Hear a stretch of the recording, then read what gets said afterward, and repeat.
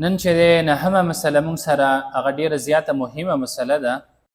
هغه زمونږ په معاشره کې زیاته شوې هم ده او څوک دې ته چې دی د ګناه په سترګه ګوري نه، هغه په غیر الله باندې قسم خوړل دي. رسول الله صلی الله علیه وسلم فرمایي من حلف بغیر الله فقد اشرکه، چا چې غیر د الله نه په بل چا باندې قسم وخوړو نو د شرک وکړ. په بل روایت کې راځي فقد کفر، د انسان کفر وکړ غیر د الله نه په بل چا باندې چې چا قسم وخوړ. زمونږ په معاشره کې په غیر الله باندې قسم خوړل چې دا یو عادي خبره ګڼل کېږي او څوک دې ته د ګناه په سترګه باندې نه ګوري. حالان کې شریعت اسلامي هم د دې نه منع کړي وو چې تاسو کلم قسم خورئ نو په الله سبحانه وتعالی باندې قسم وخورئ. غیر د الله نه په نورو چیزونو باندې یا په نورو خلکو باندې قسمونه خوړل دا د شرک په زمرې کې راځي.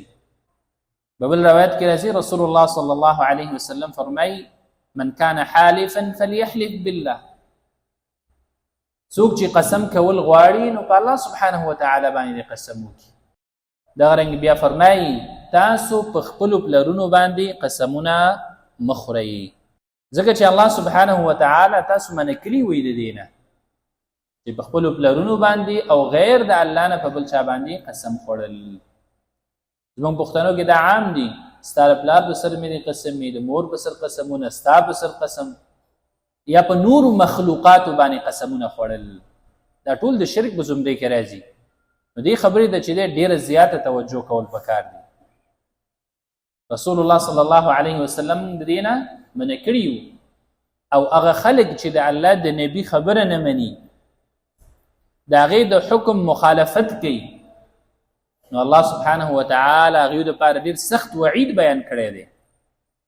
فليحذر الذين يخالفون عن امره ان تصيبهم فتنه او يصيبهم عذاب اليم.